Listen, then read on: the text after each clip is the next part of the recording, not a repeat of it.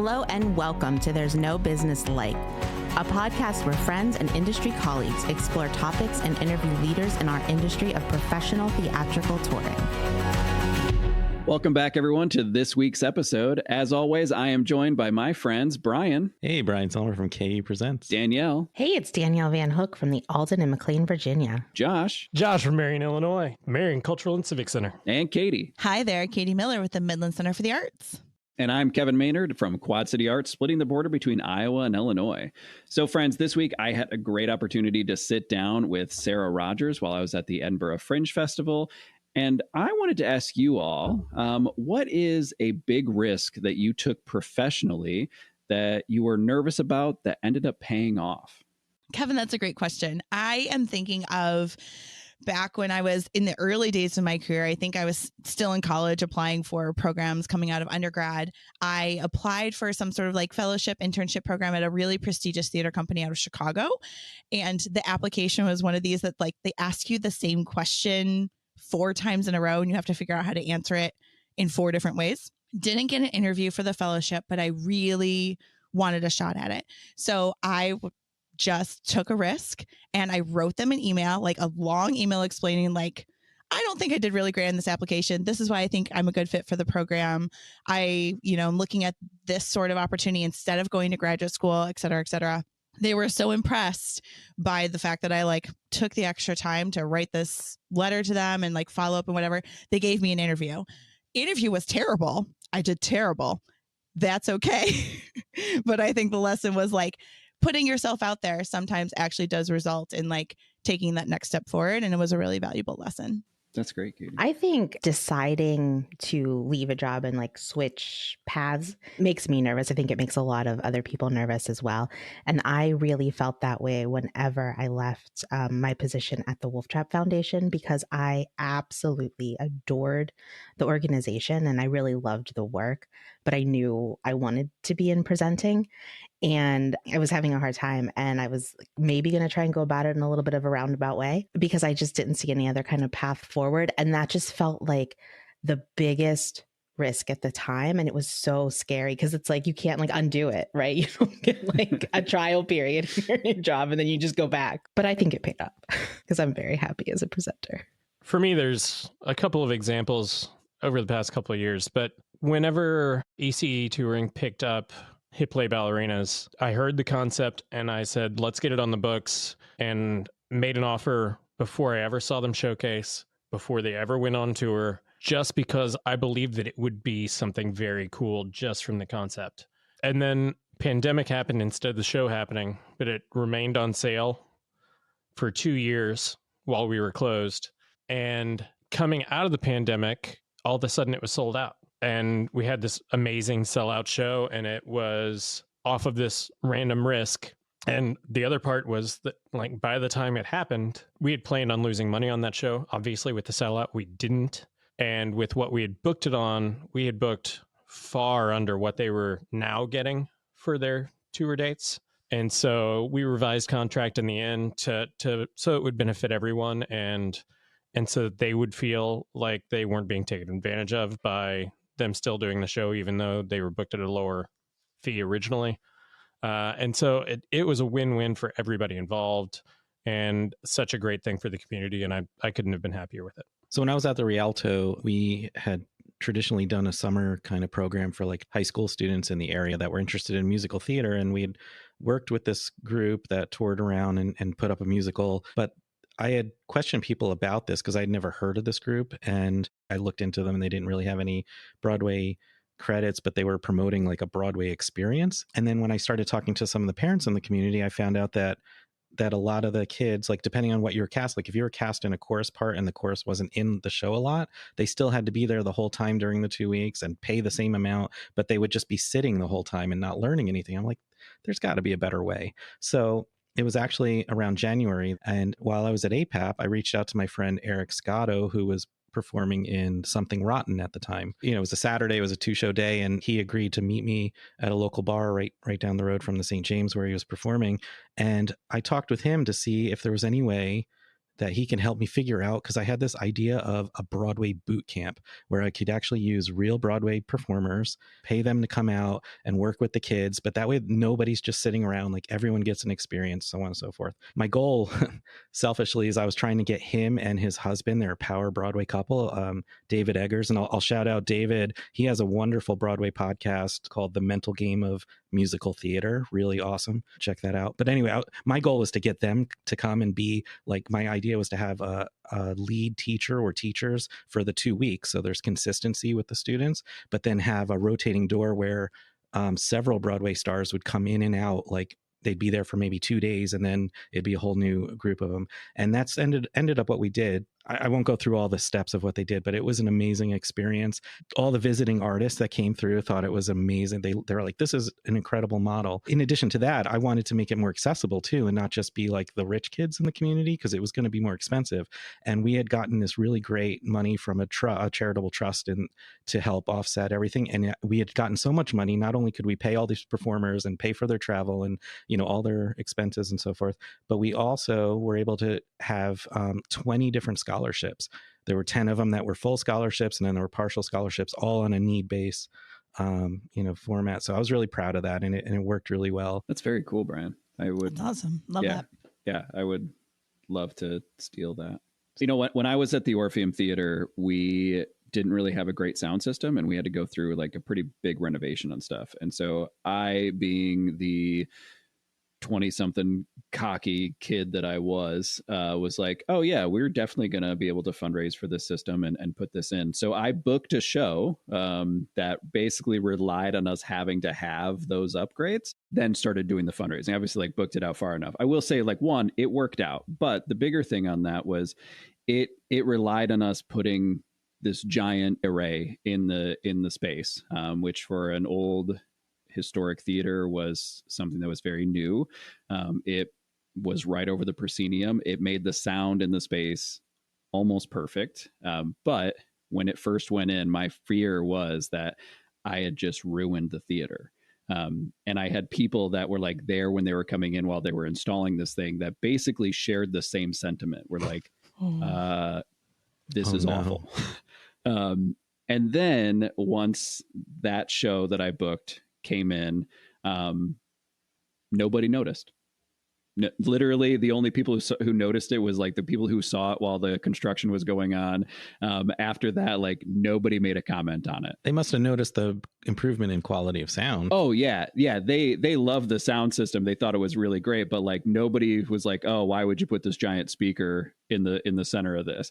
But that was my fear. I was like, that I'm the guy who ruined the Orpheum Theater. Well, thanks, friends. And now please enjoy my interview with Sarah Rogers.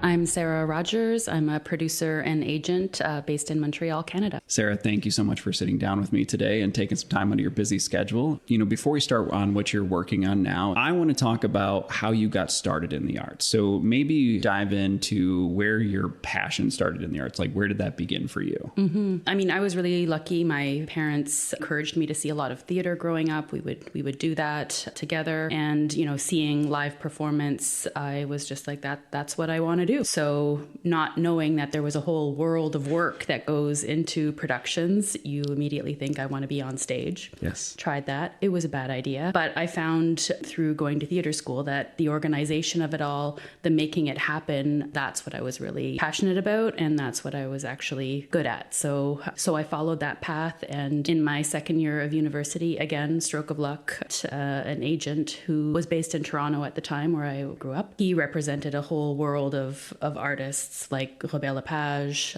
Crystal Pite, and Dana Gingras, who I now work with as an agent and producer. So I worked with him for almost 15 years, started out, doing a lot of administrative tasks, and then quite quickly got into tour management. So I was on the road with the companies, seeing the work live, being at big prestigious festivals and seeing a lot of other work too. So that informed me quite early on in terms of what was possible and the sort of level of work that I was curious about and that I was passionate about. Quickly with the tour management, I also started taking on development tasks just because I was on site with one company at, the Melbourne Festival, and then could speak to the artistic director about, something else that we were working on for the following year. So we would find ourselves returning over and over again, quite often to different festivals with our roster of artists, which when I started working them, 6 artists, and when I stopped, we had 26. Oh, wow. So I was really ready to pare down and focus in on a project, an artist. And Dana and I had worked quite intensely on remounting a piece of hers. She founded a dance company in Vancouver called the Holy Body Tattoo, together with another choreographer. They were really a groundbreaking company in Canada in terms of the level of physicality that they were playing with, but also commissioned music and including sort of a multimedia element to their work. So they toured quite a lot. And actually the first trip that I did when I started working with this agent was to see Dana perform in Brooklyn, part of Celebrate Brooklyn in Prospect Park in 2001. We'll date this now. I'd never seen anything like it before. That really shifted my thinking in terms of, theater is what I am passionate about. That's what I want to do. I still am. But dance just opened up this whole other world for me in terms of focusing in on how you feel when you see a performance rather than what it means. That was really liberating, quite frankly. Dana and I, in 2015, started working on remounting a large-scale work of hers that she made with the Holy Body Tattoo that was called Monumental. And that was originally all performed nationally in Canada. And we did one show, 2 performances in LA as well in 2005. But when we remounted it, the piece had all been made on music by Godspeed You Black Emperor from Montreal, kind of legendary band. They had been on hiatus and luckily they were reforming around that time. So after about 3 years of coaxing them along, we were able to convince them to come on the road with a contemporary dance company. Wow. And we toured the work live with them. So that took years off my life. And I'm really proud of what we accomplished, but I was very happy to kind of move on from that project and start working on some new stuff with Dana. So we've since premiered 2 large-scale works, Frontera in 2019 and Creation Destruction last year in 2021. And both are large-scale, 10, 11 dancers, and both with commissioned live music, Frontera with Fly Pan Am, and Creation Destruction with some core members of Godspeed You Black Emperor that we've worked to extend the score for local musicians to participate. So it's one of the exciting things about the work is that it's a big work, but we want to include a lot of local artists in it as well. So we're able to include strings and vocals and also a guest artist in that production.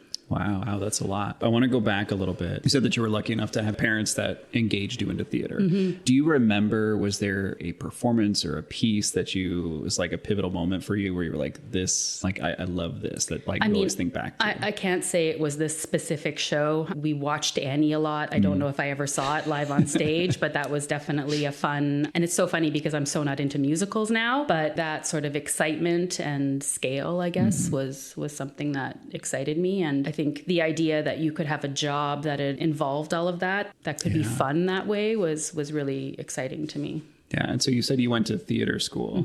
Was that to be an actor? Was that? I didn't really know at the time. Like I said, I wasn't aware of all the other worlds. Like I understood that there needed to be a lighting designer involved and a director. And I did direct a few plays in uni, but it was really the producing side of it that got me excited and that I started to see a creative element in that too. And I think that's something that I like engaging with now is because I do see a lot of work. I'm engaged in a lot of conversations with the artists that I work with about their direction and things that they should think about seeing and what my impression is when I see something and I feel like my opinion's pretty valued by them. So yeah, that's nice.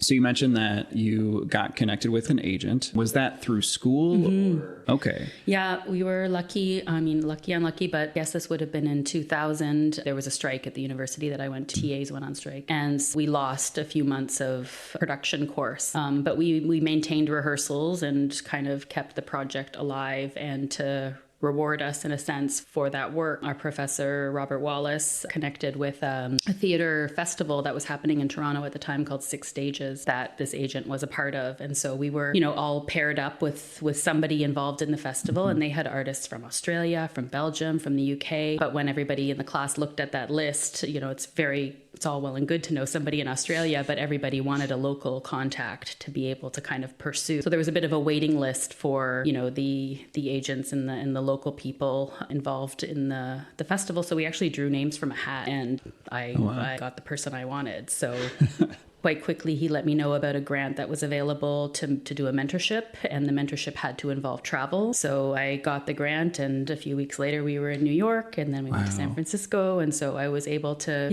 see the companies live that he represented in really important contexts. And that really changed everything for me. But this was in 2001. So my first trip to New York was in July 2001. And we went back in September, right after 9/11, because there was a big Quebec festival going on in New York at the time. We had a lot of artists, some of which were in between the Twin Towers setting up for a big opening night event. So to be there a week after everything happened, the world changed, made a big impression on me. And to have those two trips so close together, to see the difference in the city, market. Yeah, I can't imagine like that. Wow. What a tremendous opportunity to work with that agent and to work with artists that are on an international level. Yeah. This is me just speaking from like personal experience. I mean, it had taken me a while to really realize like just how vast our industry is on that international level, because I was so used to working sort of like locally and regionally up until a point. And so what a great opportunity to have that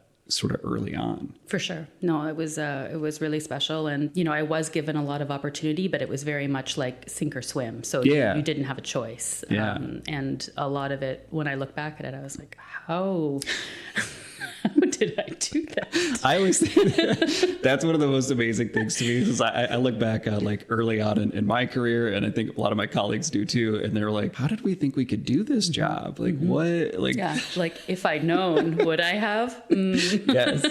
Yes. So right now you are an agent and producer. And so can you talk a little bit about what that means and what that role is like for you? Yep. So I work with sort of a handful of Canadian artists representing their work and trying to get them, opportunities within Canada and abroad. On a producing level, that's where I can really dig deep with an artist. And that's what I'm doing with Dana Gingras and her company Animals of Distinction. That company was founded in 2006 as sort of a satellite company based in Montreal. That was her own sort of project outside of the Holy Body tattoo, and for her to sort of foster new work that she wanted to focus on. It gave us an umbrella under which we could produce the remount of Monumental, and that's really sort of formed a lot of the work that we're making now. What I love about Dana is she's one of the hardest working people that I know, but she's really a creative brain. She's really driven by arts that excite her. Music is also kind of fundamental to how she makes work.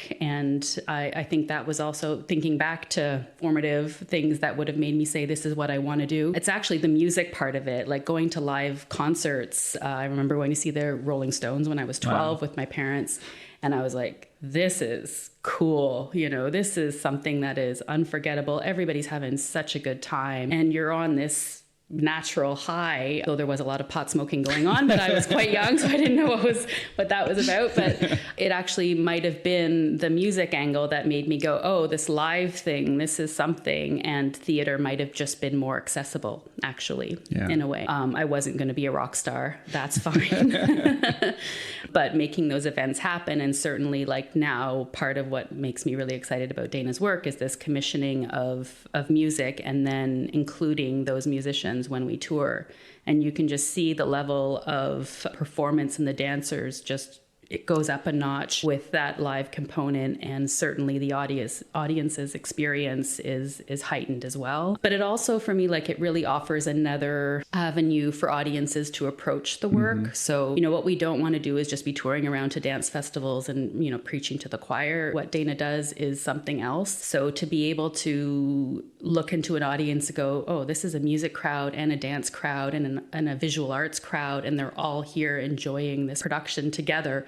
and they're finding their way in through the discipline that they're comfortable with or that they have more knowledge about. And we really see that within the audience. We'll have musicians come out afterwards and say, I didn't know I liked contemporary dance. And it's like, thank you for coming and try another one. We're not so scary. So that for me is the kind of driving force of what I'm doing right now, for sure. That leads me to one of my biggest questions that I've always had about dance is what is... Just how?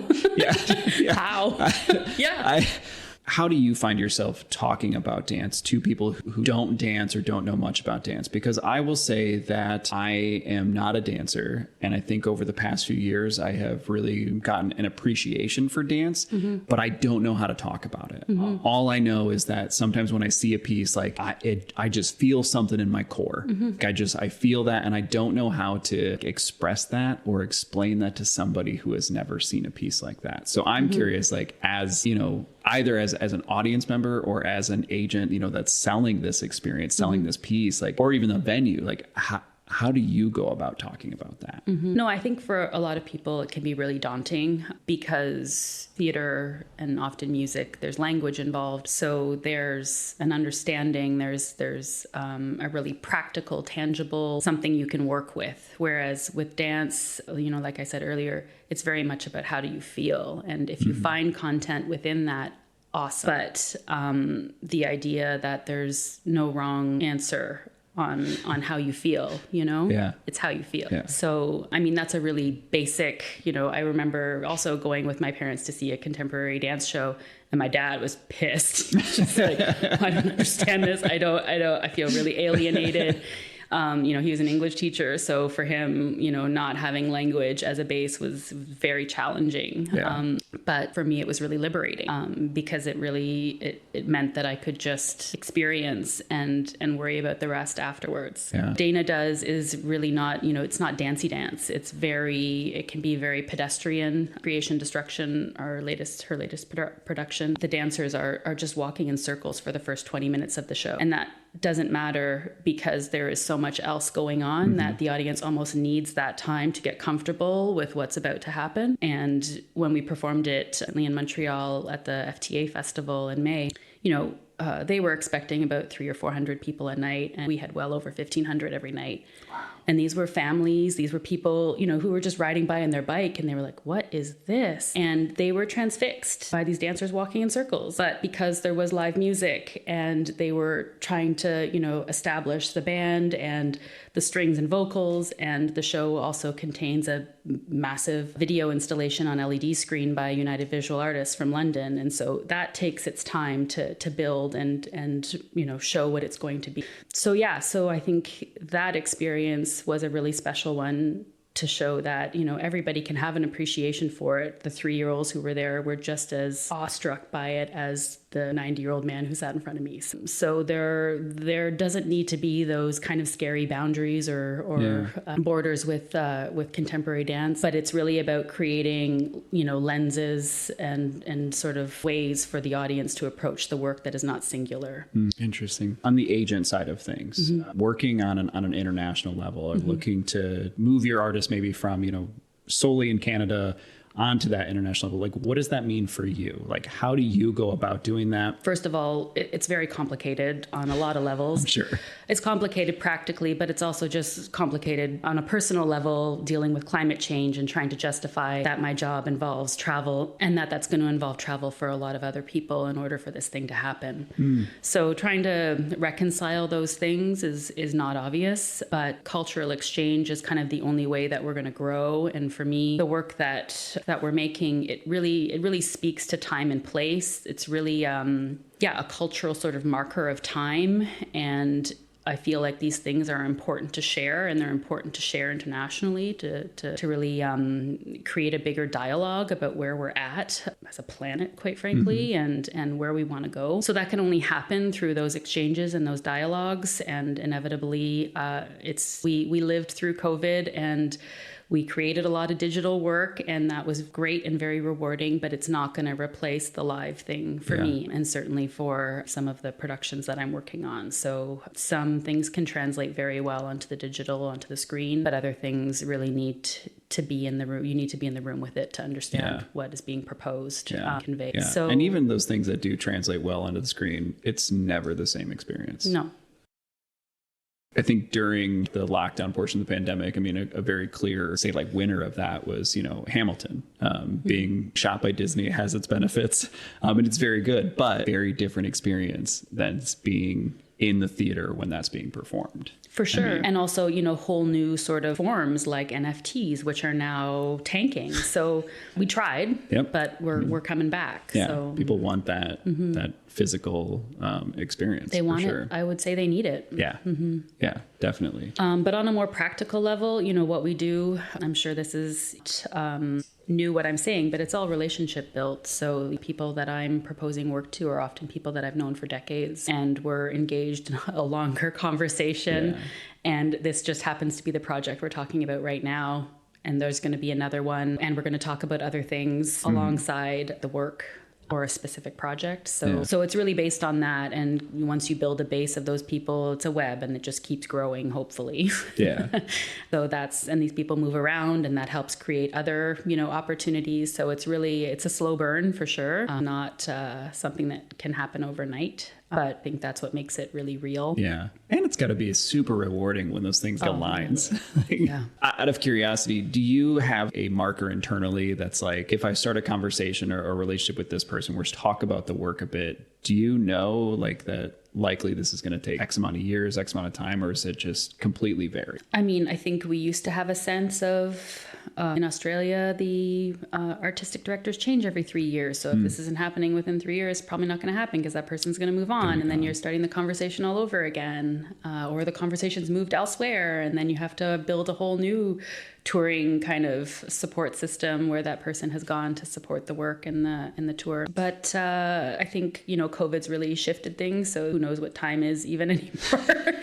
I can certainly set some goals for myself and I can have very practical conversations. If somebody seems excited about something, it's like, so is this for your 24 festival? And they can be like, no, forget about it. Like that's been programmed already. I'm still dealing with COVID backlogs. So no, it's going to go beyond. And then you can start kind of piecing puzzles around. So you're not just kind of dealing with these one-offs everywhere. Hopefully you're engaging a few people to get to a few places within a territory. But obviously with a scale of work that I'm generally working at, that's pretty difficult.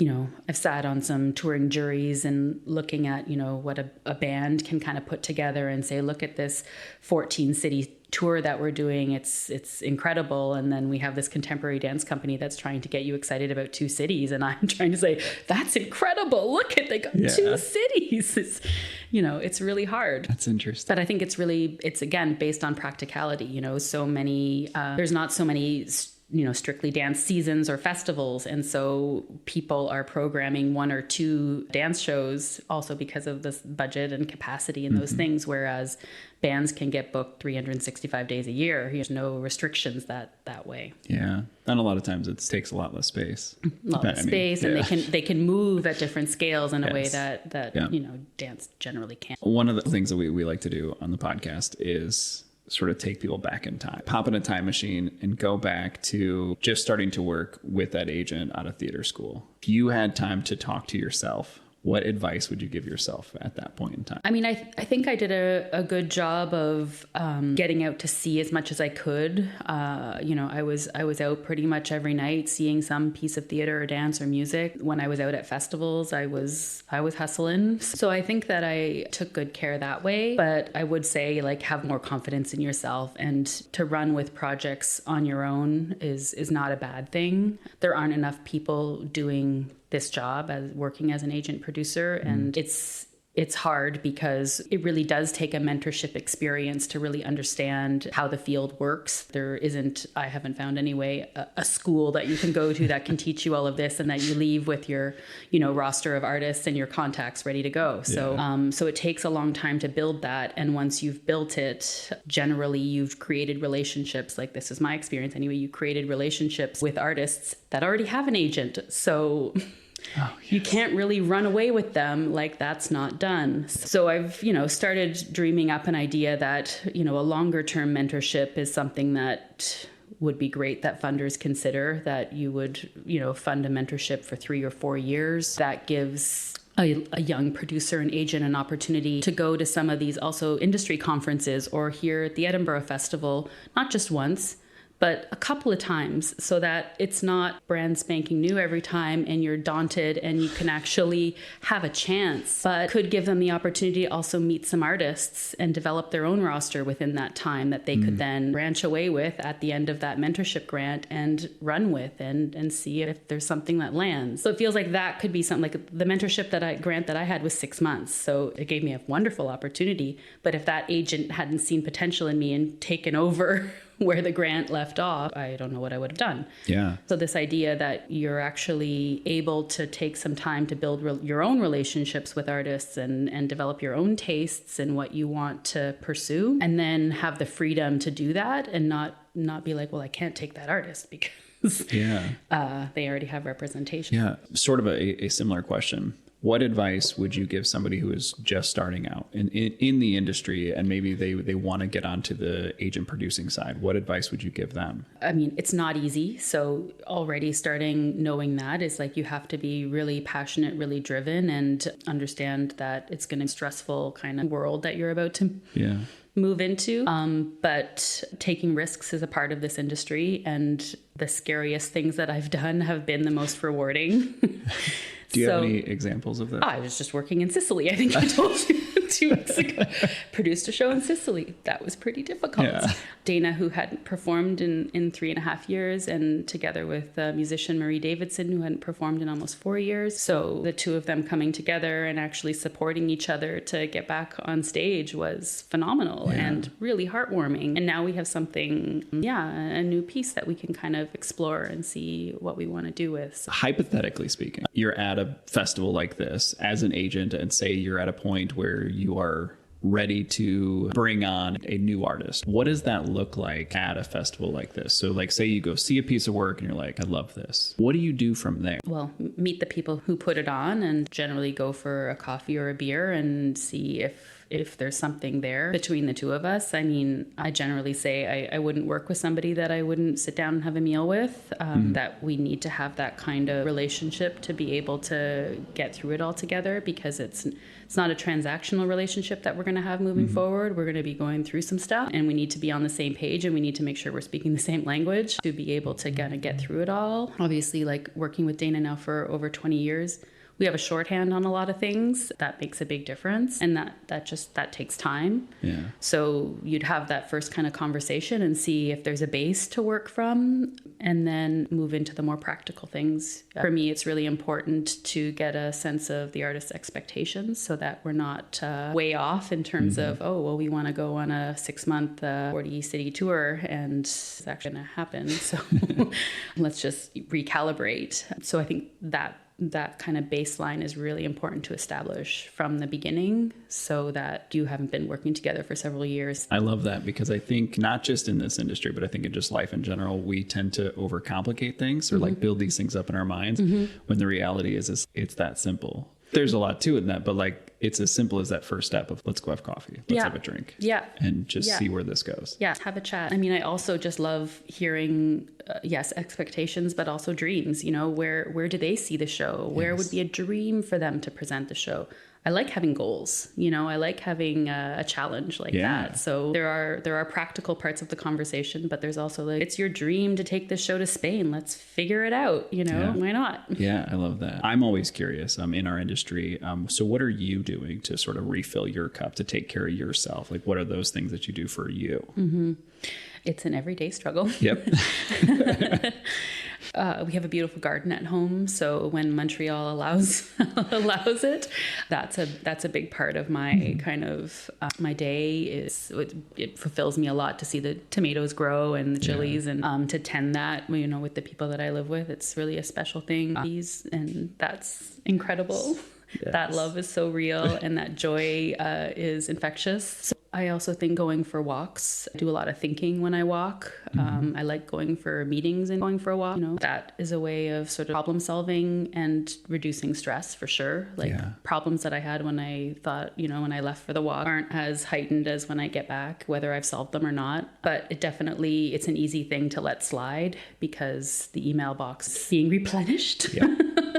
So it's a hard thing to put the computer or phone away and give yourself that space. So when I'm at home and I'm in a groove of that, if I can do it, it's usually first thing in the morning or at the end of the day. Dogs are involved, so that also, they don't give you a choice.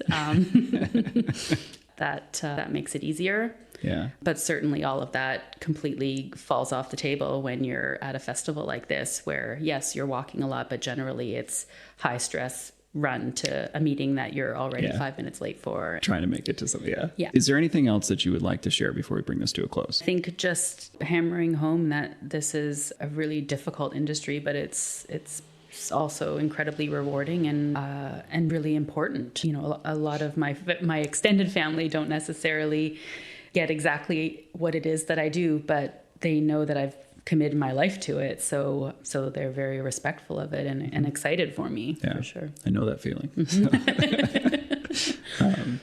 Excellent. Well, Sarah, thank you so much for taking the time to chat with me today. Thanks for the invitation.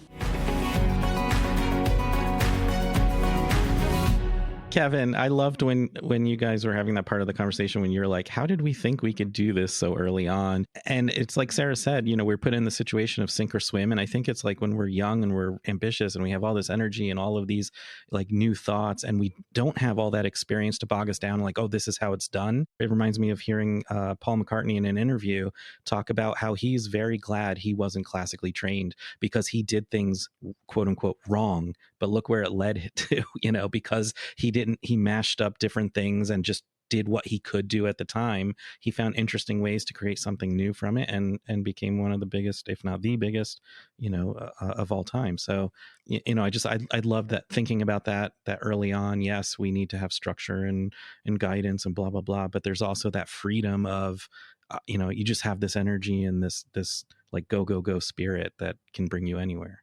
Kevin, I really appreciated your really kind of in-depth conversation about presenting dance in the dance world, and Sarah's comment about how people struggle with contemporary dance in particular because there isn't language associated with it, right? It's not a linguistic art form. It's all physical and visual and audio. Really struck me because as a dance artist myself and trying to present dance to audiences, and I don't think there's one right answer, but I go kind of back and forth in terms of how best to do table setting for audiences when you're trying to present dance or get them to engage with a lesser known contemporary dance art form. So people know tap, people know ballet, but contemporary dance can be intimidating. So it made me think a lot about the own struggle that I have internally with myself as a presenter in terms of like, how much table setting do we do? How much conversation around it? What do you want people to walk away from an experience with? Because I want people, especially those that are taking a risk and coming to see dance, maybe that they're not familiar with, I want them to have the best experience possible and walk away not feeling like Sarah's dad did, ostracized, or like they just saw something and went, what the heck just happened? Like, I don't understand that. So how do we do education and the work ahead of time or the work in the moment when we have audiences right there in space with us to give them the information they need to be comfortable in that experience? And dance really is about feeling and it's about storytelling. So how do you get people to kind of like understand those concepts? And the other thing I think a lot about is shows like So You Think You Can Dance and Dancing with the Stars. We have a lot of language now around dance that's out in pop culture and out in the general public. And these shows go on tours and do those sort of things, but that sets a different expectation of what dance is. It's short form, it's poppy, it's set to rock music, things like that. Whereas like when you're seeing a long form contemporary dance or the things that Sarah was talking about, that's a very different experience. So how do we as presenters kind of think about that and balance those experiences and the expectations that audiences have? Again, I don't think there's a right answer. And I think there's lots of different avenues and entrances into the dance world. But it was making me think about a lot of these things I've thought about before and reevaluate some of my past experiences and past thoughts on this subject. Yeah, that's exactly what I was trying to sort of convey with Sarah, is that how do you get people to take that risk on that? Because up until, recently, I mean, I don't want to say being forced to, but like being forced to attend some of the events that we book and do, I would not be a contemporary dance person. But after a few experiences where I'm like, I don't know technically what I just watched, or maybe what the artist was trying to convey there, but I know like what I felt. Like I know the feelings and the emotions it made me feel, and I don't know how to explain that to somebody. But I will also understand that, like, much like Sarah's dad, my father would be the same way. And so I always just tell him, like, I don't think this one's for you. Mm-hmm. So, But I do think whenever we're considering, is this for you, or, what is the difference between the more commercial dance that's touring and this kind of contemporary artful dance, is like the conversation about doing it outdoors, where it's somewhere that people are just going to stumble upon it.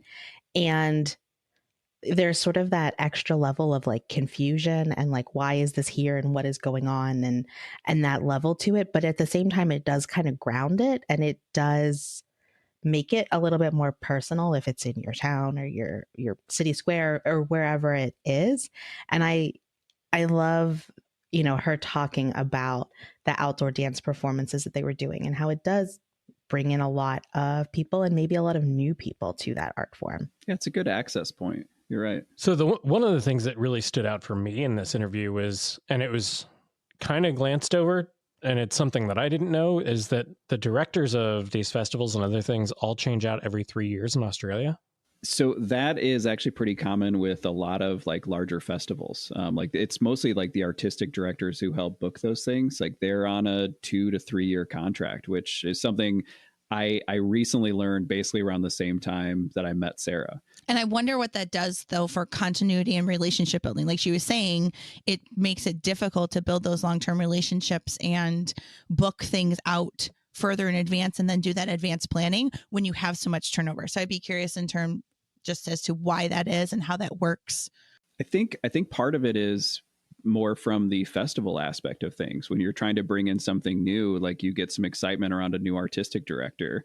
And, like Sarah was mentioning in her interview, the flip side of that is, maybe something doesn't work out, in the 3 years they're at a certain festival, but it might work out in the place that they're going. So I think there's definitely some benefits to that, both on, from the business aspect of like the festival side of things, but also I think for the agents as well. Yeah, it's like a perpetual excitement of newness and change constantly happening, and it also gives experience. So a lot of these artistic directors too, they don't want to be bogged down, like have their lifelong, this is where I'm going to settle kind of job when they're taking those. They like that, okay, I'm going to be here for this period of time and do some amazing things, or get to try some amazing things, and then learn from that experience, and then move on to the next fun adventure. So, Kevin, the other big conversation that I thought this interview brought up that I'm having a hard time grappling with myself continually is the idea around sustainable touring and green touring, and the toll that this work has on the environment, and the ways that we can work differently and work more together to like lessen that load.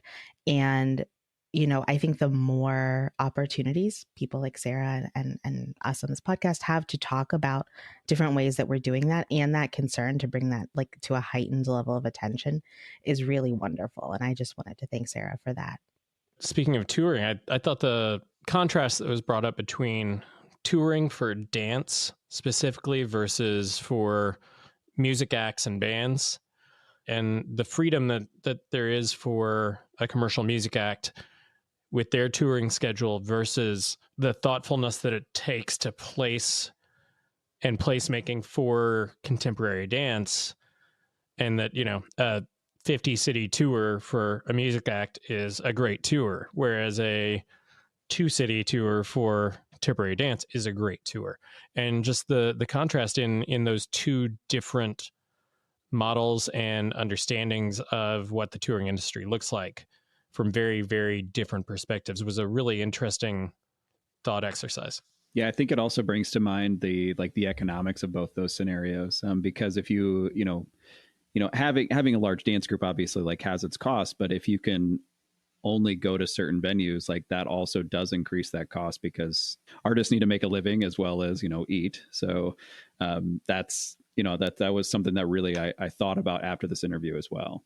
I've heard from other agents that work with dance that companies are scaling back their touring companies. So instead of putting out work that requires 12 to 15 dancers, they are putting together work that only requires 6 to 8 dancers, for instance, so that they don't have to put as many people out on the road. So that saves resources and time and transportation costs and things like that. So while I'm going to miss, I think, the grandeur that comes with large companies like that, that is one way that we can, from kind of both sides of it, think about the routing side of it, thinking about how to make our venues more sustainable, things like that. But then also the artists taking that into consideration and like scaling their work appropriately so they can put it on tour and they can keep working in more sustainable ways. My notes this episode tended to be more quotes, like writing down quotes that I liked. And two of them that I really just want to bring forward are when you were talking about, Kevin, how the audiences want a physical experience. And Sarah's like, no, they need it. I think they need it. And I felt that one. And then, of course, the one that resonated the most with me was Sarah says, the scariest things are often the most rewarding. And I just want to add, they're also usually the most meaningful too when you get through them. Yeah, definitely. Well, thanks, friends, for having this conversation with me. And thank you to Sarah Rogers for carving time out of your busy schedule to sit down and talk. I found it very enlightening. And for all of you, we'll see you next week here on There's No Business Like. All right, everyone. Thanks for listening to There's No Business Like. Our producers and hosts are Brian Zelmer, Josh Benson, Kevin Maynard, Katie Miller, and me, Danielle Van Hook. Views expressed in this podcast are ours alone and are not reflective of the organizations we are a part of. Keep up with us at nobusinesslike.com. There you'll find links to all of our episodes and socials. If you like this podcast, give us a like, a follow, a review, or our favorite, a 5-star rating. Oh wait, what was that site? I got it, don't worry. It is nobusinesslike.com. Do I sound out bus-I-ness every time I type it? Yep, sure do. Stay in touch, my friends. Welcome back, everyone, to There's No Business. Nope, I don't like when I do that. Never again. Try that again. Thank you. That helps.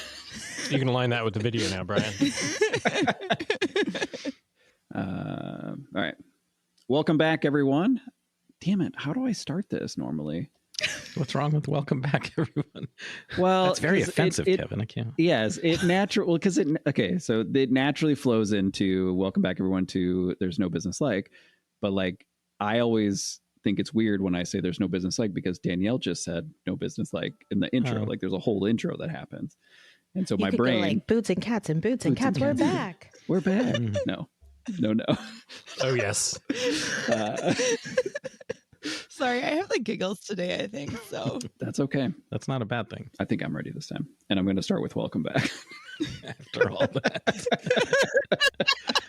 Kevin, that is a great question. I don't know that this. Why is it so great, Katie? Did you help him with that?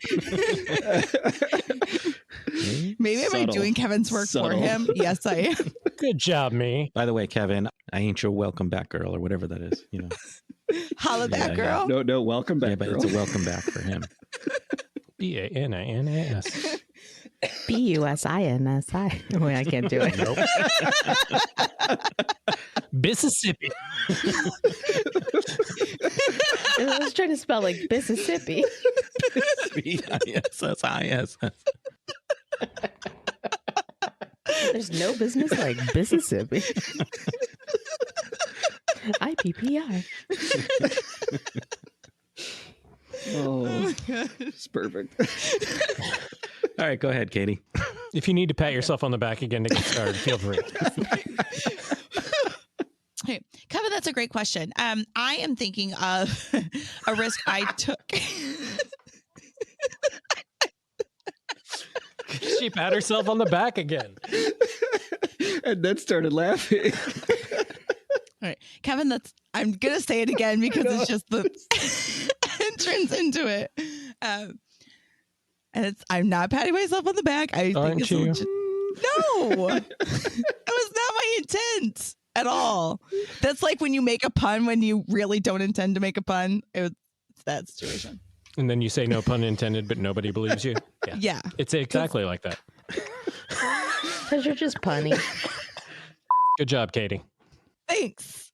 Appreciate that. What was the other question? The other question was, how do you feel about the musical Annie? Oh, that would have been so good. I love Annie. I mean, we still That's a have great an question, opportunity Brian. to talk about it. I hate orphan musicals. Brian. Orphan I musicals, that was a genre thought you were for a just going to while. say just. You just be like, I just You have hate Oliver, orphans. you have Newsies. Let's see, Oliver, Newsies, Annie. Do they eat orphans in Sweeney Todd? Or was that just the... No, that was... There is an orphan in Sweeney Todd, yes. I know, but then they like... They don't eat him. I don't love it whenever she sings "Let's Straighten Their Curls" because why are you going to straighten a whole group of girls' curls if they're going to get curly again? Like that's not a part. Like she's not taking care of them at all. Like straightening their hair is not going to help the situation. This Danielle moment was brought to you.